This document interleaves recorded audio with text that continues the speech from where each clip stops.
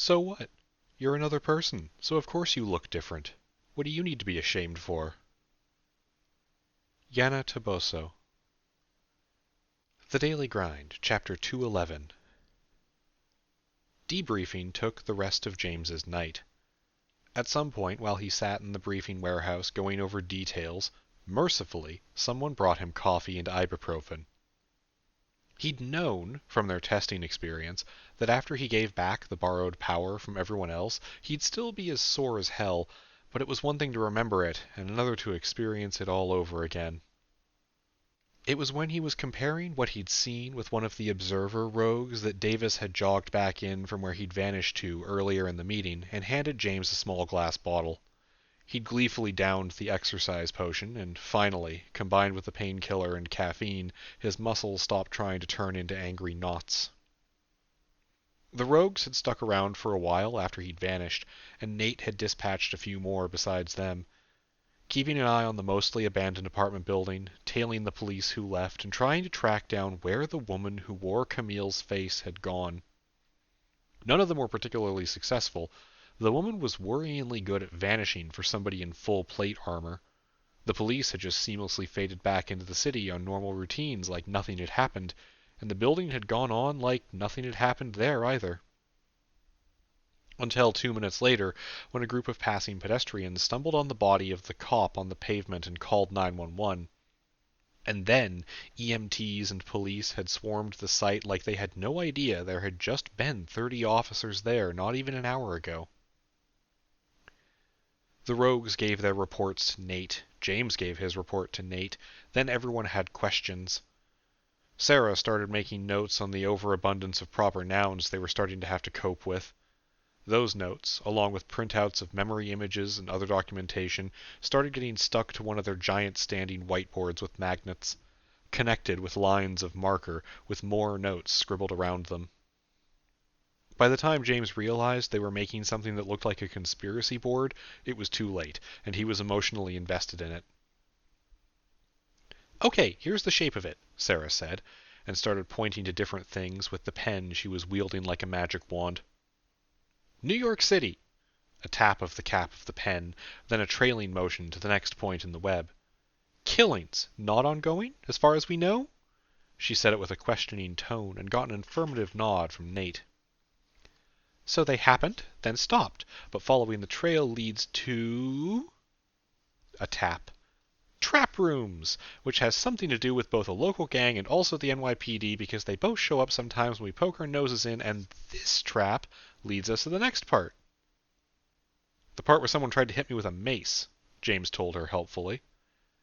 "Yes, thank you." Sarah brandished her pen at him.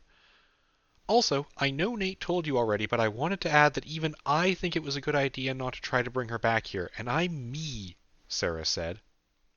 "I don't want anyone who can kill the whole building in the building unless they're already our friend. Anyway, time for proper noun soup. The woman looked like Camille, right?" James nodded. "Exactly like her. Like exactly. Same face, same voice, everything." Sarah nodded and adopted a narrator's voice. "Camille, first encountered in Taunton during the attack there, is the daughter of the last line of defense. Now, Lloyd is part of a type of individual we've only ever seen a couple of. James, you've talked before about the right person at the right moment who actually gave you a name, and we think the thing we call the old gun is one of them too." "Oh, it's entirely possible the Chainbreaker is her," James said. "No confirmation there, but Cam did say that name with the same cadence, and fucking around while people die sounds like what the old gun was doing here, and every other time she's been active." With a grunt of annoyance, Nate spoke up. "We're not going to connect those yet, only confirmed intel on the board." "Sure," James nodded. "But we're going to need to know her epithet eventually, and I'm going to be optimistic and say there can't be too many of them wandering around." "Don't be optimistic here." Nate shook his head. "Speaking of being optimistic," Sarah cheerfully drowned any hope of optimism with a smile that was almost manic. "Not Cam also started to say another name, James, when she was bleeding to apparently not death, remember?" "Yeah, she was talking about being betrayed by Long, so someone Chinese?" Long's a Chinese name, right? James asked. Then, the coffee that was helping his brain form lateral connections kicked in. Wait, no. She cut herself off, didn't she? She means another one of them. Pillars, Nate grunted again. It's the kind of vague word that could mean a lot. Is that how they refer to a type of person? A rank? Membership in an organization? No way to know. But it's probably the first or second, and I'm preferencing type of person because it's the simplest.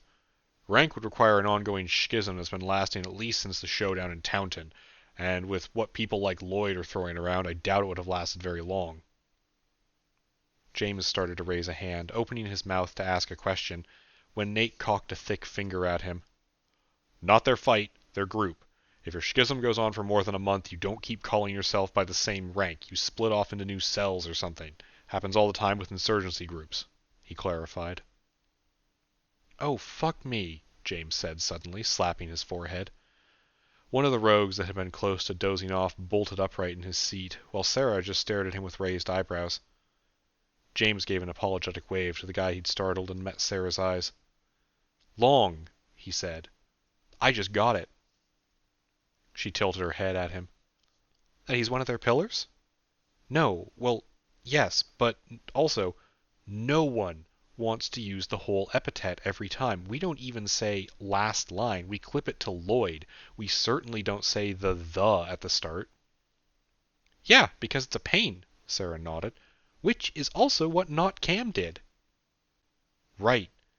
And I'll bet you a lot of money she was shortening the long arm of the law, James said, pointing at a spot on the board that Sarah had left as a blank circle. There were groans from others in the warehouse. Oh, god damn it, Nate uttered. Yin already said the cops moved like ones in Utah. It's the same fucker. That also explains the theme. Obviously, there's no way to know how, but if these things work like some of the infomorphs do, then something named that is obviously going to have power over the cops. Sarah turned from where she'd finished writing the name on the board in red lines, with tiny squeaks of the dry erase marker. So, 4 pillars, chainbreaker, long arm of the law, right person at the right moment, and last line of defense. She paused. And maybe the old gun? Whatever her name really is. So 2 big questions. What are they? And what are they doing killing people in New York? First off, I don't think they're killing people, James said. Not Cam was pretty clear that she thought that Cheney is just using it as cover. That doesn't mean there's not some nonsense going on, though. They clearly think they're important, one of the rogues spoke up, and James realized he had only ever heard Ben's voice before. Now he paired the name to the face of the late-30s guy with the goatee and shiny bald head. No one calls themselves a pillar because they lack self-esteem. Oh, Christ, one of them has gone a monologue to James about holding up civilization at some point, aren't they? Nate rolled his eyes. This must be what Cassandra felt like. James snickered uncontrollably. I mean, they might... Okay, nice Greek myth reference. I appreciate that. They might be more about holding back entropy or something, but yeah, Nate's probably right. This sounds like something I should prepare some witty retorts for. Okay, but what do they do? Sarah reiterated. Is there any indication they aren't just really old delvers? I don't actually remember many details from that time one of them nearly killed me. There was a somewhat awkward silence at that. It didn't last long because Nate was the kind of person who wasn't interested in being awkward or being silent. The only thing we really know, from everything anyone has told me, is that they cannot enter dungeons, he said. The old gun bugged out when the sewer came back. Lloyd wouldn't go near Taunton, the other one, the one James and Anesh talked to in a dream, in addition to making me sound like a fucking lunatic, also wouldn't show up except in a dream. Plus, the old gun was using a proxy or something with the other dungeon in Texas we never got access to.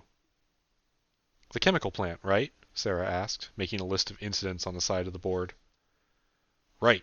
None of us were prepared to fight the wolf pack over it, Nate nodded. Then he glanced at the door, arms folded. We should maybe go check on that.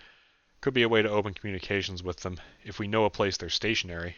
Otherwise, there's not much of a way to get them to talk to us, and they didn't exactly leave numbers to call after Utah.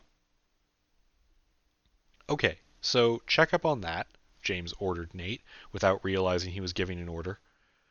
So we know what the pillars can't do, and we know that the right person is trapped, or at least asked us for help. Not that we have any way to help, or even know where to start. He rubbed at his temple, taking a deep breath as he split his focus to watch a delve team come into the room. It was weird to remember that while they were trying to figure out how to catch a bunch of assassins and also having to deal with the existential threat of whatever the pillars represented, that the Order just kept going. Other people had their own adventures going on, and James found himself getting slightly distracted with a small smile as he watched the 3 humans, 1 camraconda, and 1 growing paper dragon dump backpacks full of extracted magical wealth onto an open table as they shed cold weather gear, having escaped from the frigid cold of winter's climb. He refocused on what Sarah was saying, and realized it was more of what they'd been talking about. They had reached the part of the conversation where they were going in circles. It was a feeling he'd become familiar with, in dealing with this whole New York thing. They just didn't know enough, and every attempt to gain information had led to a dead end or a fight. Though that did cause him to think of something suddenly. "Hey," James interrupted Sarah's conversation loop about the pillars. "Why was not Cam there?" he asked. "Like, she said she was there doing Lloyd stuff or whatever, outside influences almost certainly dungeon things, knowing how Lloyd talked, but what was she doing there?" James emphasized the word. "The cops were the trap. The apartment was basically empty, just cloaked. So, why was she there? What actually are the odds that we'd bump into each other?" He was specifically thinking of how, when they had gone to meet an alchemist in that strip mall in Utah, of how the old woman who had been there had referenced what the kids did as something that messed with fate. Was fate real? James lived in a world where a lot of weird things were real, but he wasn't sure he was prepared to deal with actual fate. Officium Mundi screwing with causality to expedite Amazon orders was one thing, and as one thing it was bad enough, really. But some force that rearranged the universe for narrative convenience legitimately terrified James. It felt like he was perched on the edge of an endless void, staring down at the secret answer that nothing he did mattered. Fate probably wasn't real, he reasoned. Vampires weren't real, after all. Just because the dungeons made some weird things didn't mean every weird thing humans had ever made up was also true. The weirdness they had to deal with was finite and bounded and very literal. But that did still leave the question of why the woman who looked like Camille the Azure had been there at the same time he was. "Frequency, probably," Nate answered, unaware of James's internal turmoil. "She's not involved in this," James raised an eyebrow. "Also, how would she be involved in this?"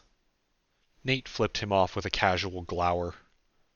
"We've been picking at these hidden places. She's been poking these hidden places too. There's only so many of them, and we're doing it at the same time. It's likely we bump into each other." He spread his hands. "Doesn't have to be fucking magic. It's the same thing as with Taunton. The reason we're always in the place where we can do something is because we can do a lot, and we keep sticking our asses in every random place where trouble might be happening." "I don't..."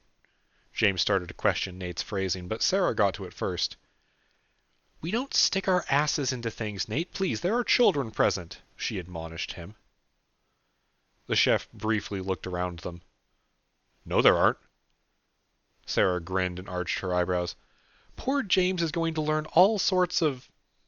"All right." James slapped his knees and stood up easily. Easily enough that the lack of pains and aches actually startled him. "We're basically out of anything I had to add to this," he announced. "Oh, wait, no. Sarah, make a note on the board that not Camille got shot." "Yeah, you shot her repeatedly," Sarah said, suddenly quiet. "It didn't work, but also..." She trailed off, not looking at James directly. James felt something in his chest sting, and resolved to talk to Sarah later, but right now he shook his head. "No, I mean, when the cop shot her, that actually worked. The shield bracer deflected it, but her magical invincible armor didn't. It just... I don't know what it means, but it might be important." "Oh, okay." The marker squeaked on the whiteboard and was followed by a tap as Sarah snapped the cap back on. Anything else? Nope, I'm basically out of thoughts. James nodded at Nate. You need anything else from me? Yes, we do need to contact McCarn if we're going to pretend to be working with the Bureau, Nate said. Also, at some point, I would like to know what the bullets he gave us do. I'll put JP on the first one. You should talk to research about the bullets, see if they have an ilepede for it, James said. For now, I'm going to go grab some food and avoid contact with humans for a while until I feel less overwhelmed and exhausted, he told them. Nate nodded once and then went back to trying to talk to the people he had doing various scouting around the area. Sarah nodded a few times, shooting him a thumbs up before she went back to trying to add as many details to their conspiracy board as possible. James went out of the room, taking a breath of the comparatively fresher air of the front lobby of the lair, trying to put together how he was going to get his brain to calm down and his muscles to untense. Because, yeah, the debriefing had been calm, but he was still coasting on a kind of weird mental state where he felt like he was dodging and parrying even as he answered normal questions from his friends. The wisdom coffee he had drank also helped. And now he was starting to crash, and the fact that he had just been in a decidedly one-sided fight with a woman who had nearly killed him sort of came tumbling down around him. He couldn't get the image of the man she'd struck down out of his head. One half-assed strike had cratered a human body, and she had not been half-assing her attacks at James. Then she'd fallen from a 7th-floor window and gotten up, bleeding, and run away. James found his breath catching and his hands shaking. He clenched his fingers into fists, opening and closing them as he tried to push away the perfectly well-earned anxiety. It wasn't just that he had watched someone die in the blink of an eye, it was just that he'd almost died too. And while that was becoming a familiar feeling, there was something weird about it when it was from a much more deliberate action. It reminded him a little too much of the assault on status quo in terms of how his brain was processing it. And the memory of the after effects of that fight still gave him nightmares. Planner, we're still hidden, right? James whispered into the air. The assignment, always present around the lair, woven into the minds of at least 50 different members of the Order, replied almost instantly. A thin noise like pen on dry paper sounding near James's shoulder as the infomorph spoke. Yes, an appointment is needed to find the building. Much of my capacity goes toward that, though the caveat makes it easier to hold up. Thank you, James murmured softly, and really meant it. Of course, the scribed voice said as Planner faded back to wherever their main body was, if they had one. James exhaled, pressed his eyes shut, and then nodded to himself, trying to push his shoulders down before opening his eyes and beginning to move again. Food first, then some personal time, then, he was sure, he could figure out the rest tomorrow. The research department was as chaotic as ever. James passed by 2 people running through a series of basic magic tests with a bucket full of pens and pencils, ducked under some kind of hopefully contained high-wind weather event, dodged out of the way as a researcher sprinted past chasing a hyperactive ilepede that had scuttled by on the wall, stopped to pet a Shalaxi that had gotten free from its pen, briefly paused to answer survey questions from someone writing a report on infomorphs, dodged the same researcher chasing the same ilepede that was now joined by a friend but going the other direction, and told 3 people he wasn't the one in charge of their budget. This happened across about 5 minutes, and was more or less the gauntlet he had gotten used to running every time Reed said he needed to talk to him. James was considering just giving research, as a department, the whole building that Officium Mundi was in. Technically, their lease on the space had started, but people weren't really using it for anything yet. Even if it did have more space to work with, there was just something about the lair that felt comfortable to a lot of the longtime members of the Order of Endless Rooms. And it wasn't just the green orbs they had stacked up here.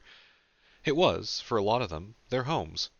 The first place they had been after being plucked from the grip of death, the place they'd healed and grown and learned and made friends and built something.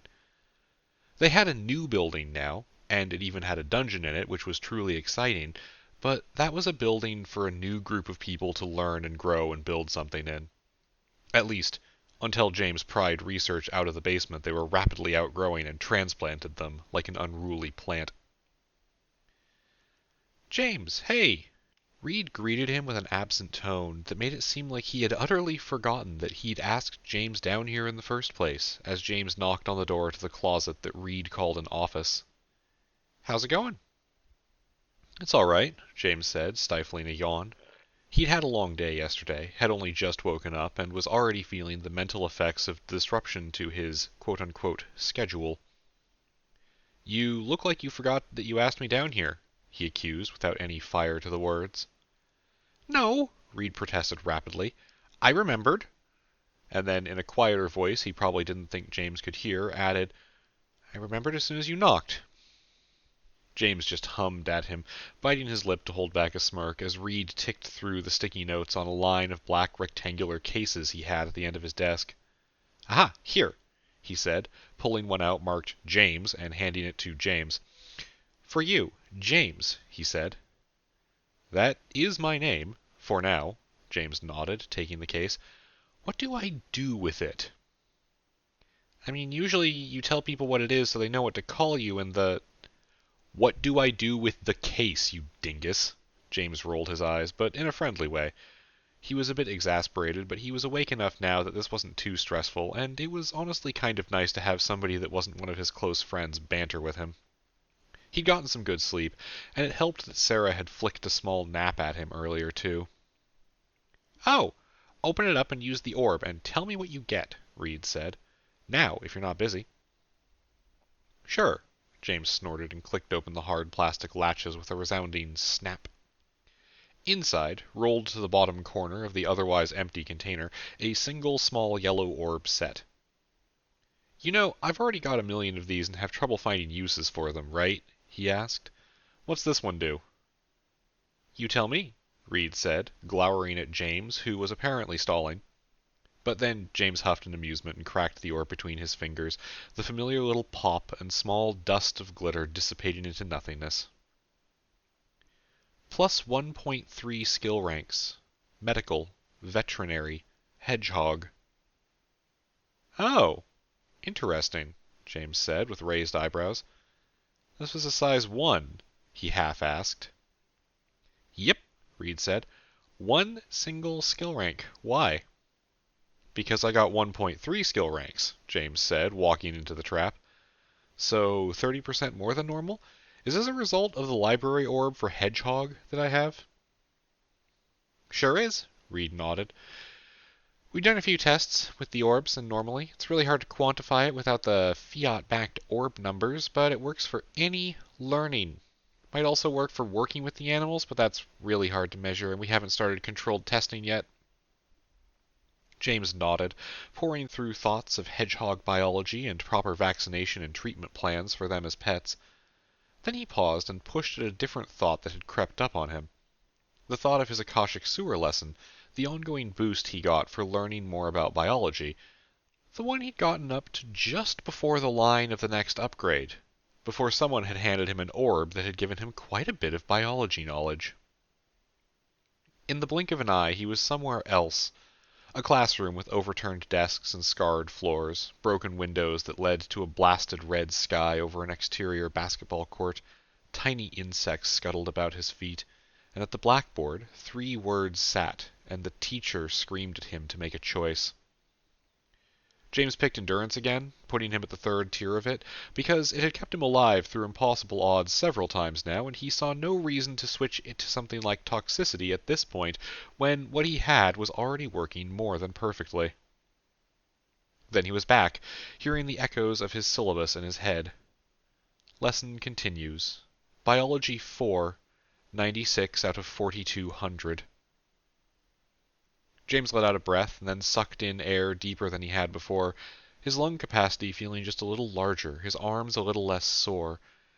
He wasn't enduring, in particular, right now, well, not enduring anything except a mediocre night's sleep, so the effects weren't on full display. But he felt good. He felt a little bit better. Well, that's handy, he said. This is also really cool. This means the library orbs would be a lot safer to give to kids, right? Compared to the office ones? Reed nodded slowly. I mean, it seems like it. He leaned forward on his desk, a finger curling through his hair in thought. It doesn't give you anything except faster learning. Maybe some other fringe perks, so it wouldn't, overwhelm anyone too young. You could probably give it to a baby with no bad results. That seems like a weird thing to test. Do you want me to get a baby? I'm glad you don't need me to tell you not to test that, Reed. I'm learning, Reed exclaimed, a little defensively. Anyway, what are you up to today? I got a shift doing some potion restocking in a half an hour if you want to learn how to do that with me. He looked at James hopefully. The process of harvesting and processing the slightly sticky fruit from the tree was easy. Doing it from the succulents that the Order had started growing, all 80 of them now, was far less simple, and having a helper would be welcome. James gave a nod from his tilted head, lips pursed. Yeah, it actually would be cool to learn how to make some of the potions, just in case. I feel like if I'm going to lean into my role as an omnipresent problem solver, I should be adept at as many things as I can. But I'm also going to the non-human support group meeting in half an hour, answering questions and stuff, talking about the future. Ah, Reed nodded in understanding, and then paused with a guilty look on his face. So, you've got half an hour free, he trailed off.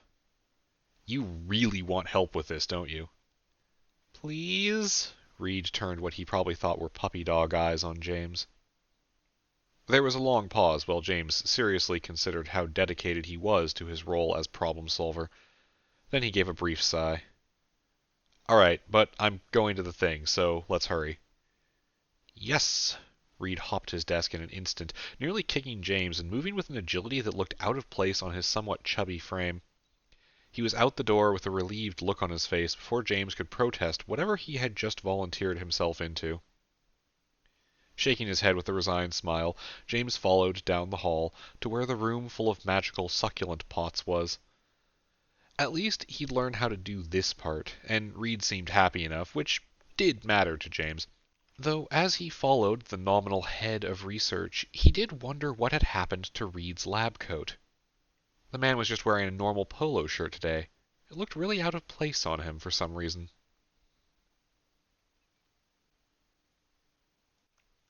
The small community meeting took place in one of the new apartments. Not every apartment was occupied. Mark and Bill and their growing crew of specialists had done an amazing job of quickly hooking up the water and power, and everyone who'd moved in had gotten a budget of whatever, basically, in order to furnish their spaces. A lot of response members, especially the ones who were either trying to get away from their families or who had lost families to begin with, had taken the offer of free rent pretty handily. A lot of recovery also lived here now, too. And a chunk of the complex apartments were, of course, occupied by the growing population of camracondas and ratroaches as well. The apartment they were in now wasn't anyone's in particular. It was a community space, which had basically been set aside for this exact get-together, and also for some of the kids who were around the lair to hang out and play video games in without having to get too close to whatever existential threat the research basement was up to that day. There were several couches in the living rooms, and a richly textured coffee table in the middle of them, a few cloth tapestries on the walls, and the smell of flavored smoke from the candles on the kitchen counter. The space was large enough for quite a few people, which was good because even though the meetings weren't always large, there was always someone who was exploring them for the first time. Enough that the small support group was considering a second meeting at some point, so they didn't start to overflow the room and talk over each other. But for now, the new apartment was large enough and comfortable, and afterward James could challenge people to games of Super Smash Bros. With the console that the kids used. James was currently helping to set up.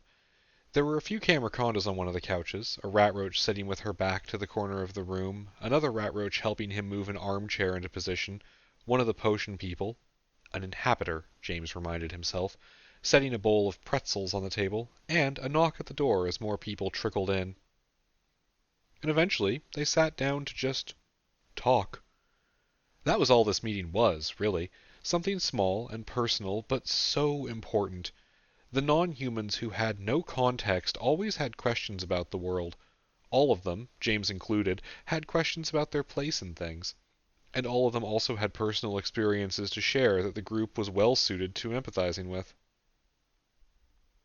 I learned this week, Texture of Bark Dust opened with, that the Christ some people thank sometimes is a person and not an object. On the couch, sitting between Smoke, who had been coaxed out of her corner and was currently pressed into a new corner of the couch, Bee, who was stoically staring straight ahead of herself, and Rufus, who had taken up a position on the back of the sofa next to James's head, James tensed up at the mention of religion, and wondered if he could somehow sink into the couch cushions before anyone asked him a question about it. Rufus jabbed him in the back of the head with a pen leg. Not too hard, but enough to remind him that he wasn't actually allowed to run away from uncomfortable questions here. "What kind of object did you think a Christ was?" a Rush asked from one of the other couches. It was the kind of line that if James had said it, he would have had a laugh in his voice. Somewhere between playful and mocking, he would have to admit. But the big ratroach said it completely earnestly, with mild curiosity as he peered with his mismatched eyes at the camraconda across the room from him. Texture of Bark Dust gave a hissing hum of considered thought. I had not speculated. A tool of some kind, perhaps. A good luck charm? She turned her head to silently look at Smoke as the new ratroach held up her whiteboard with the word food written on it in block letters. Yes, food would also work. Or a food source. Renewable food would be a suitable miracle to thank.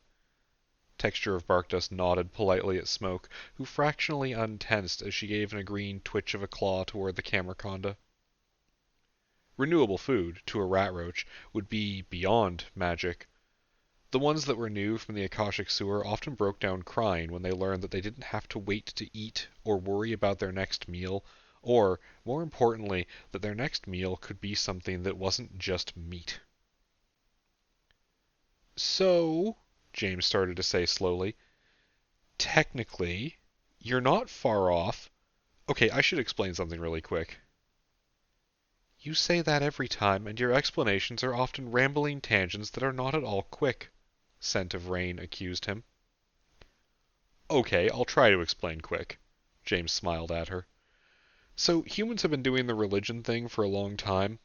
Is anyone here not familiar with religion as a concept? Everyone indicated that they were, at least, up to date on that in some way. Okay, so I'm not religious, despite the fact that I often slip their terminology into my language, so when I talk about this kind of thing, I'm approaching it as, like, mythology and not history, and that can actually come across as really offensive to people who do legitimately believe in it. Which is it? Texture of Bark Dust asked abruptly.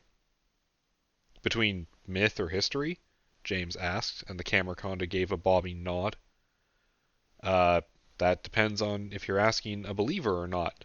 Historically, it seems like somebody named Christ, or something like it, did probably exist at one point and wrote some philosophy texts. But the other parts of the myth, like, for example, the part where he duplicated food, James nodded towards Smoke as he said that part, don't fit into what we know about reality. You duplicate food on a regular basis, B said, the inhabitor having fully dropped the mask of humanity that the potion people sometimes wore when they were around too many new faces. She spoke with a voice that wasn't empty, exactly, but it was the wrong tone for the body she was wearing, and it didn't vibrate with the warmth of a real human voice, even an annoyed one. How do you know the historical figure did not have a similar power? She asked. Which is a good point, yeah, James nodded. There's a big ongoing debate that I think a few of you might have been caught up in about assigning dungeon magic effects to all the myths of human legends. Dragons? We see dragons all the time. Heroes? We have a building full of them. What is a miracle or two here or there, sprinkled in? He shrugged. But that can also feel really reductive. It dismisses the creative agency of a lot of storytellers by assuming that there's no such thing as fiction. Also, it makes a massive assumption about the validity of things from sources that we can't verify and shouldn't trust. So, the religious believe things they cannot verify, and everyone else does not? A Rush asked, They would be offended if you said it that way, but kind of, James said. And I am, honestly, trying not to be a jerk to people who believe things, as long as those things aren't causing problems. We have a question, Watcher of Motion spoke up from where he was conferring with his two camraconda friends. James indicated that he should go ahead, and the camraconda hissed politely. What is the benefit of belief in a specific myth? He asked. Like a religion? James asked for clarification. Well, generally people use it as a kind of source of emotional and spiritual fulfillment, I think. Like, the stories and songs are meaningful to them, and they like the community. For people who are having trouble, I think it's a source of direction in their lives. Again, I'm not religious, so I can't... The owner of this body was raised religious, B said, the inhabitor moving forward with mechanical precision, taking a pretzel and balancing it on her finger as she sat back. She did not find it to be that way.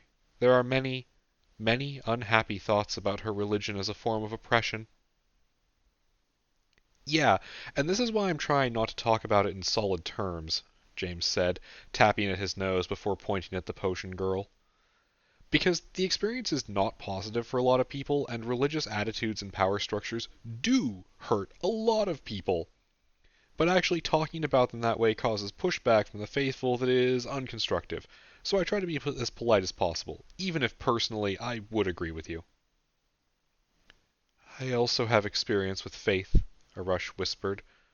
On the couch next to James, Smoke snapped her eyes over to the larger ratroach as he spoke, and from the big armchair, Banana curled in on herself, her functional eyes silently tracking Arush's movements. Didn't think of it as the same as religion, but... He shrugged with some of his arms, mimicking James's favorite gesture. We were told, often told, that causing pain was holy, that our God loved it when we killed, that being hated was a sign of... He trailed off, and James started to feel an overwhelming urge to go hug the big guy. Small tears were forming in the ratroach's many eyes, but he blinked them back as his clawed paws formed into tense fists. Next to him on the couch, Carlos, the other inhabitor in the room, gave a rapid set of angular nods. I understand, he said, in the same empty voice that didn't really make use of the body he was in. Not being told what to do, but being told what I am. We have had to take it on faith that we can be something else. B nodded once at him. Maybe that is what it is. Reflection of the unfounded belief that we can be better. I can be better, though, Texture of Bark Dust said with a hissing intake of air. The camraconda swung her body around to point her snout at Arush.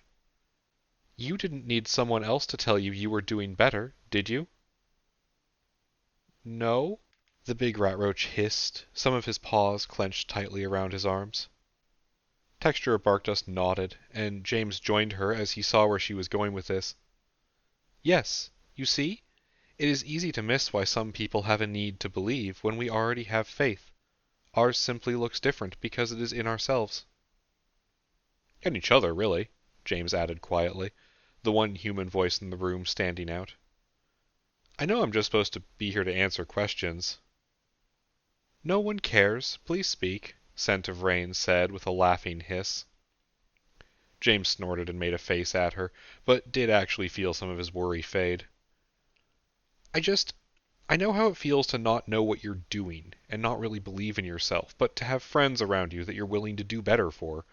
I don't really believe in myself that much, but I got people who I care about that I can do better for, and yeah, it does feel fulfilling. I think Texture's right. I can easily see why somebody without that would search for a way to fill the gap, and I don't even mean that in a rude way, just that it seems like a perfectly alive thing to want to try. A soft quiet fell over the room before Arush looked up at James with mostly cleared eyes.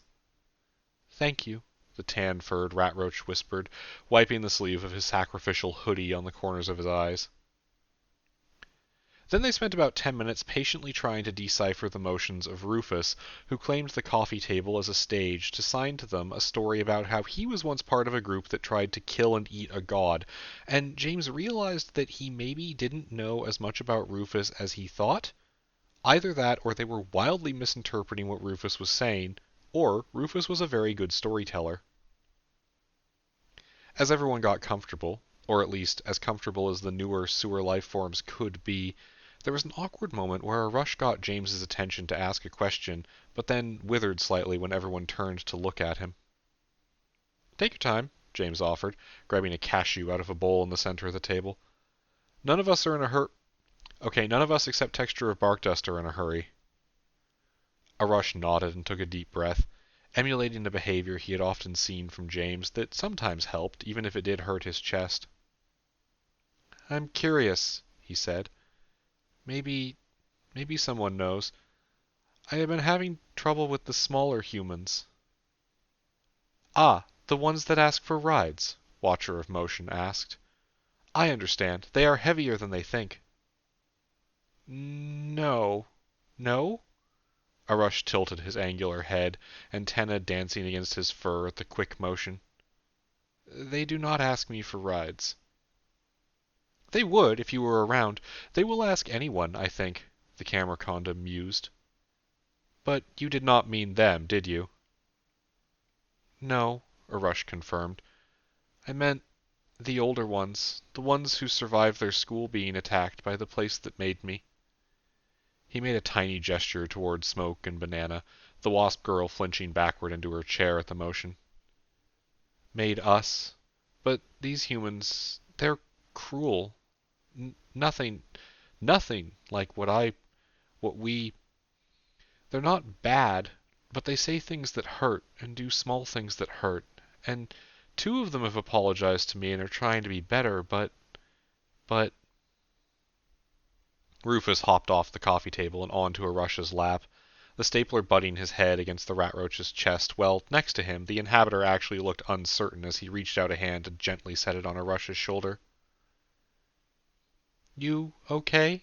Banana asked him in a tiny digital voice, a buzzing from the girl who was terrified of Arush still looking at him sympathetically. No, he said, but sighed and continued anyway. None of that is important. I wanted to ask why. Why are some of the humans, especially the younger ones, bad? Why are they... He trailed off. Why are humans assholes? James asked, finishing his sentence, and Arush nodded. Huh, James grunted, but found a small smile as Arush started idly petting Rufus. That's sort of tough to answer, but I actually sort of know already. Okay, look around the room. He swept an arm at them. Camracondas, trapped for years and slowly dying. Inhabitors, on the run from their creators, paranoid for their whole lives about being found. Ratroaches, and also Banana. The girl perked up at her name. Forced to hurt others to survive. Everyone here has... Yes, Rufus, you too. Okay, Rufus apparently attempted deicide and lost a lot of friends doing it. So everyone here has been through some kind of horrible trauma. And it changes you. It changes us. Trauma like that can make you afraid. It can make you lash out. It can make you angry without understanding why. Does any of that sound familiar? I froze Nate in place several times when he brought me food, Watcher of Motion admitted in a low-volume tone, the camraconda shrinking back into the couch. We still do not talk to others often, B said, voice still empty and stilted, but with a rhythmic pause in the middle of her words that was definitely not there on purpose. Smoke held up her whiteboard, the words, "tried to bite someone," written on it in shaky letters. Her body language tensed like she was prepared to run out of the room if anyone reacted. James just nodded, understanding. And then what? He asked. No one answered. They just looked at him, looked around at each other. Did anything happen? Like, anything bad? Slowly, Arush shook his head. When I made mistakes in the dead city, they would talk to me, or give me space, or there was always someone, somehow. He looked at James, meeting the human's eyes. Do you know JP? He's one of my friends from before all this. James motioned around the room with an open hand. And yeah, he's kinder than he lets on. And this is kinda what I'm getting at. James tapped the coffee table. Everyone is shaped by our personal trauma, but we can also be shaped by how we heal from it. You know why there aren't any camracondas who are real assholes? It's this. It's because we have a place where everyone can confront and cope with their hurts without being afraid or angry or hurt worse. And those kids haven't had that. James sighed deeply. They have been human their whole lives. Normal human kids in the normal human United States. They've got 10 to 20 years of experience with a culture that punishes them for hurting, even if that's not how we talk about it and no one will admit that it's true. You all have 1 to 3 years of experience in a culture that's focused on being better than that. I like this culture, Scent of Rain muttered from the couch. There is a strange disconnect between what the old owner of this body would have felt and what I now think, Bee said, staring at the back of her hand, occasionally flipping the hand over with the snap of motion. She would have said you were fools, but she is not here, and I am, and I cannot argue that you are wrong when I feel otherwise. Her voice changed slightly, shifting from empty monotone to a warble with her last 2 words. Nothing much, but a hint of something different as she looked up at James with a blank face. He shrugged back, smiling at her before turning back to Arush. Anyway, that's why some humans are assholes, and why a lot of the people around the Order are less so than those outside of it. Not that there aren't amazing people across the world, and not that there aren't assholes here, I'm sure, but we're specifically building a place to let that attitude flourish. So I'm hoping we'll have a higher concentration of kindness in the building. Arush nodded rapidly at James, then flinched a tiny bit when James met his eyes and realized he was staring, looking away quickly. Understanding easier when you can connect directly, he mentioned. It's true, James nodded. Actually, I've been meaning to ask, is there anyone who doesn't have a skulljack but would like one? I know all of you have them, he nodded toward the camracondas. But Smoke, if you're having trouble speaking, it can be a good option if you don't want to... Oh. He gave a sad frown at the big X she had drawn on her whiteboard. Okay, that's all right too, he said. Honestly, we have more than enough capability to support anyone who needs extra help. We don't have some minimum capability to participate or anything. I just thought I'd ask. You are always asking how you can help us, Scent of Rain said. It is very kind, but you are also allowed to worry less. He won't, Arush said, face stretching into a fanged visage that he sheepishly covered when his smile seemed to make the other ratroach shrink back into her corner of the couch. Arush continued anyway, his humor somewhat stifled, but still trying. I know he won't. Worrying is comfortable. Ouch. But also correct. But also ouch, James said. Anyway, I wanted to loop back to the earlier point, that we have fewer people who lash out here just because our approach is intentionally designed to let everyone recover from their traumas and learn to be better without being afraid. And I'm actually glad you brought this up, because it's not something we can just assume people will keep doing without it being pointed out, you know? He shrugged. You're not bystanders. You're all active participants in our little subculture here. It's actually important that you know, so that you can help keep it going, keep it doing what it's doing. The inhabitants shared minute glances with each other before focusing on James again.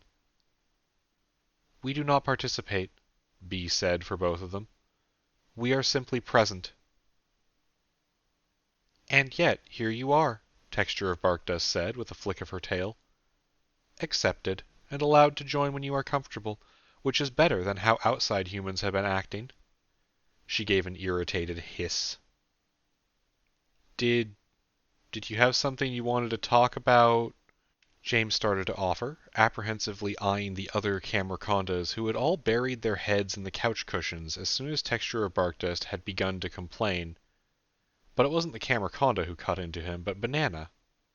The wasp girl leaned forward, her wings cracking open around her back as she opened her beak while she talked, even if she was using the skulljack and digital speaker to form words. Yes, she exclaimed. Outside humans are strange. They stare, and their blankets are too heavy, and... She cut off her digital speaking as everyone looked at her curiously, freezing up when she realized she was noticed. Ah, when Deb took you to the hospital to get an x-ray. James tilted his head back as he made the connection. Yeah, the lead coats are weird. I'm sorry if they weren't polite, though. Banana tilted her head sideways in a gesture James didn't recognize yet. One gave me a candy. Deb would not let me eat it. She was still learning how to put emotion into the digital voice of hers, but James was certain that this time it was disappointed. Deb wouldn't let us eat candy for some time either, Arush said in the softest voice he could manage. He looked... James really didn't know how to describe it. He looked like he was both hopeful and terrified at the same time. James followed Arush's line of sight over to Banana, who was listening to the ratroach's words carefully, her sharp gaze relaxing ever so slightly as he talked. And it was then that it clicked in his head. This reminded him of how he had felt as a teenager when he really wanted to be the cool older brother and his sister had just hated him. Even getting Banana into the same room as Arush and Smoke had been hard, and the three of them were still perched far apart from each other. But he was trying so hard to show that he wasn't going to hurt them, and it broke James's heart to realize it. Then someone said something to him, and he snapped out of his thoughts with a quick, Texture of Barkdust was leaning toward him, saying something, and James focused on the words. Why there is a focus on humanity in the business sector. Manufacturing, really. Oh, James collected his thoughts, trying to figure out what he had just been asked. Like, when you're trying to set up supply line deals with people? Why are they asking you questions about your voice or appearance and not, like, shipping things? Yes, exactly, the camraconda said. James pressed his hands together, tapping his fingers on his nose. Let me ask you something. When your people, the group of camracondas in that tower, were there, did you think you were the only intelligent life around? No, Watcher of Motion said. Skitterers set traps, the walkers speak, there are others who must think, somehow. Right. Well, humans don't have that? Not really. James sighed. I'm probably explaining this badly, in that I'm probably wrong about something, but from my perspective, I think it's mostly because humans have grown up on a planet with only humans that can think and talk. When Barkdust shows up and just casually tries to act like this is normal, which it should be, don't get me wrong, a lot of people are going to be contending with the utter upending of their worldview and might be a little too distracted to sign a contract. Well, they should be better at business, the surly camraconda muttered. I don't disagree, but also maybe try some follow-up calls. Maybe they'll be better with time to process it, James suggested. Also, I'm legitimately surprised no one has tried to go to the press or something with aliens offered to sell me platinum, now that I'm thinking about this more. I am not an alien. Texture of Barkdust seemed even more irate as she hissed at James. Well, yeah, I know that, and you know that, but they don't know that. He gave a snort of laughter. I think the thing that's going to take some people more time to get used to is the fact that you're all from Earth, actually. You have a claim to this world, just like us. Don't ever let anyone tell you this place isn't your home, okay? He looked around at the group. Even if we are dangerous? B asked, voice back to the monotone with only a tiny hint of curiosity to it. Especially then. I know this has probably come up before, but I am probably the most dangerous person in this room. James smiled at them, trying not to sound like he was bragging. Being dangerous doesn't make you less people. That's the whole point of stuff like this. I want to be here for you. The whole order does. We want you all to grow and learn and heal and flourish so that when the next people who need it show up, we can all greet them together. That assumes there will be... B started to say, before the inhabitor trailed off, empty eyes focused straight ahead as she turned her head to take in the several species in the room. Rufus waved back. Ah, she said, the syllable coming out sharp. James patted her on the shoulder, a gesture that had seemed less awkward in his head than when he did it in person. You get used to... He stopped as his phone beeped. His phone wasn't supposed to beep at all, actually. He had silenced it for this. Also, the beep was a noise he had literally never heard from it before. Sorry, hang on, he said, pulling the electronic out and checking the screen. On it, there was a series of increasingly frantic messages from Nate and JP, all of which had been ignored because he was busy and his phone was muted, and then one message in a glowing red box that took up most of the screen and should not have been there. James, it read, check your messages. Momo. Huh, he said, poking the message. Apparently, Reed had made good on his threat to grow a program that could circumvent the silent status on smartphones. And now James wondered if it worked on airplane mode, too. The red box vanished as he poked it, opening his phone screen to the normal view of the order's shared chat server. That's weird and concerning. Also, I need to go. Do not let us hold you up, Texturer Barkdust said. Thank you for joining us today. See you later? Arash asked tentatively. James gave him a grin. Of course, he said, standing and throwing his shoes on quickly. Everyone play nice. He ran out of the room, hopping the railing of the spatially warped apartment complex and dropping on unstable feet to the courtyard below without having crossed much space at all. His heart beat heavily, and he really hoped that this wasn't something worth panicking about. He'd had quite enough of that already for the last few days.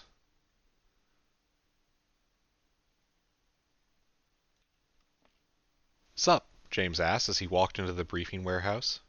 It looked largely the same as it had yesterday, except for the addition of JP, the replacement of Sarah with Momo, and the fact that Nate looked like he was trying to nap with his eyes open. I got your message, somehow. Oh good, that worked, Momo said. Okay, so, actually I'm going to hand this off to Harvey's helper squad. She flipped the phone she was holding in the air, jutted an arm out so it dropped into the pocket of her robe. JP can explain, she said. James accepted a passing fist bump as Momo shifted her way past the flock of chairs and out the door before he turned back to JP. So, again, what's up? I was in the middle of a thing. It can wait, JP said bluntly, kicking the foot of Nate's chair and getting a start from the other man. I have a problem for you. I literally just did this, James said. He didn't exactly mean to sound tired or upset, or maybe a little petulant, but he realized it was coming across that way as soon as the words left his mouth. Sorry, I've only been up for a handful of hours, my legs are sore, I'm feeling kind of drained, so is this an actual thing, or... Grim-faced, JP handed him a USB stick, along with one of the weird connector things that let James plug it into his brain. He sighed and clipped it into his skulljack, wordlessly prodding at the information inside. Opening files with his brain felt weird to James. If you were plugged into a laptop or phone or something, it was easy. You just got the OS to do it for you, and then you looked at the result. That itself felt strange because you weren't really looking, but basically it was the same thing as using a computer. But if you were just opening stuff on a USB stick, it was almost impossible to read a .jpeg or something because human brains weren't computers. It had a texture, sort of, and a color, sort of, and maybe something like what infrared light would taste like, but it wasn't like James could click on the icon and look at the picture. Which is why he was glad this wasn't a normal file. Instead, it was one of the specially packaged .mem files. Something no modern OS would be able to read, but that a human brain could unravel like a puzzle knot into something that felt comprehensible. He did so, and closed his eyes as he slowly brushed his thoughts against it, feeling out the memory multiple times to make it stick. A simple scene. An approach to a rental car, crossing a street, some burly biker guy on a motorcycle cutting past, causing a hop backward to avoid getting hit. A breath, an attempt to not be angry at the biker, but still annoyed with a sudden disruption. Heat and noise, a sharp pain, the world tilted in the wrong direction. James jerked his head back, and then narrowed his eyes, flicking his gaze toward JP before he closed them again and replayed the memory, as slowly as he could. Memories stored with Skulljacks were unique to human memories in one critical way. They had almost perfect fidelity. They didn't get cluttered and faded with time. Every watch was the first one. James went through it again step by step, watched the exact moment the car bomb went off. He even caught the momentary glimpse of part of the door approaching too fast, propelled by a vehicular fireball. "What the fuck happened?" he asked in a deadly soft voice. "Someone took a shot at one of our people," Nate said, in a voice that sounded like he hadn't slept since James had left him here yesterday. "Notice anything in the replay?" James heard that voice, and felt like it meant he hadn't noticed the right thing. He played it back again a few times. The woman on the motorcycle caused the distance so the rogue wasn't close to the explosion. The car came apart, the shrapnel hopefully not hurting anyone else in the street. James played it again, looking closely at the faces, looking for anything out of place. And then there it was. A little bit before crossing the street, the guy on the corner, fidgeting with something in his coat, shooting glances at the car. The rogue had barely seen it out of the corner of their eye, but they still saw it, and the memory could be analyzed endlessly to spot the detail. And yeah, as James let it play forward, the guy clearly started moving before the bomb went off. Clearly did something immediately beforehand, too, probably hitting the trigger. He was heading for a car, and that was all James could tell before the memory ended. Who was this? James was afraid to ask. Are they okay? Are they alive? "Yin," Nate said. "She's alive. Lost a lot of blood. Has a concussion. Perforated lung. Bunch of other problems. Half of them we have magic to solve, but she's down for a while. Not dead, though. Still teleported herself out of there." "Okay." James hissed the word out. "The guy with the detonator." "Bailed out of the city," JP said. "Got the plates from the DMV. Car's a rental. Has a GPS in it. Got that, too. He's headed southwest. L's tailing him." L? Really? "Her car was available, and so was she," JP said, like that made it better. "James, we have a problem here." He held up a hand before James could say anything snarky, even though James hadn't planned to respond with anything except patient listening. "This guy matches one of the killings, but one guy? I don't think this is all of it, and I don't know if focusing on this is the right call if there's still activity in New York." "And I agree," Nate said, grabbing one of a dozen cups off the table, seemingly at random, and downing whatever coffee was left in it. If it was the wrong cup, he didn't show it on his face, just staring at James. "The attacks happening are a furball. This is just one part, but it's the part we've got eyes on." "Okay, what do we do?" James asked. "Like, what are our options? We don't have a way to effectively capture a person. We have no holding capability. Why would he even try to kill Yin anyway? We don't know enough at all." He stopped, and then looked at the two men who were giving him patient looks.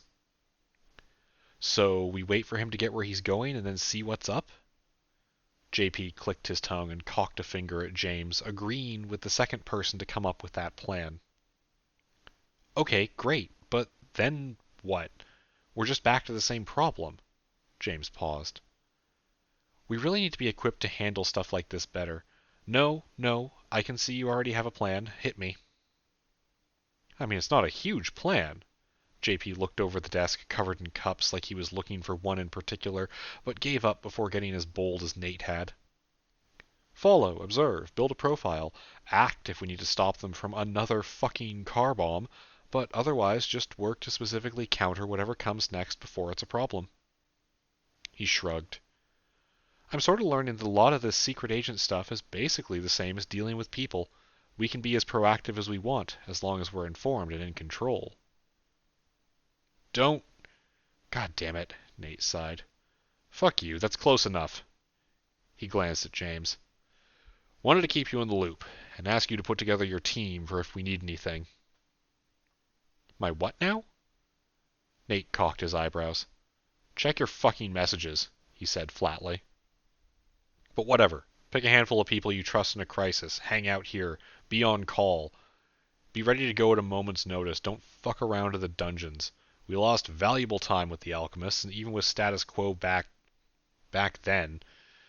Let's not screw that up again." "Got it," James said, already rolling over names and faces in his head. "Anything else I need to know?" "You good?" Nate asked him abruptly. James paused. "What?" "You look tired. You good for this? Nate repeated, rubbing at his own exhausted eyes. You're the one who needs to sleep, James told him. I'm fine. I can keep going as long as you need me to. Hell, I was gonna tap you for the crisis team. Go get some sleep. JP can keep an eye on things here. James blindly pointed in JP's direction before his friend could say anything. Shut up. Yes, you can, he told him. And I'll go get a group together. Do you want Delver or response attitudes? No, wait, I already know the answer. It's a mix of both. Okay, I know who I'm going to ask first, and then I'm going to check on Yin, and then go get a bunch of magic ready to go. See if I can do this without screwing up half the stuff going on around here. I feel up for being that clever today. Yeah. Yeah. James clapped his hands and rubbed his palms together, almost excitedly. All right, I'm on it. Thanks for the heads up. He nodded to them both, and then pivoted, ducked under one of Planner's manifested tentacles that was grabbing a folder from a desk, and took rapid, long steps toward the exit. Someone get me an exercise potion, he yelled out loud, to no one in particular. Nate glanced over at the pile of cups on the desk. Is all the coffee gone because James drank all the coffee? Is that what just happened? He asked JP. JP just shrugged, a small smile on his face. You've never seen this before? Nah, that's just how James is, he said. The whole endurance stat thing fits him way too well. You push James past what he thinks he can do, and instead of getting tired, he just gets fucking hyped. It's really annoying when you're in high school and trying to be friends with him. But, I'll admit, it's pretty useful now. He poked one of the empty cups. I'm gonna go do what he told me to. Go get some sleep. I'll put Ben on duty. Nate grunted back, hauling himself to his feet with a swing of his arms. Get the rest of them out of the city, he said.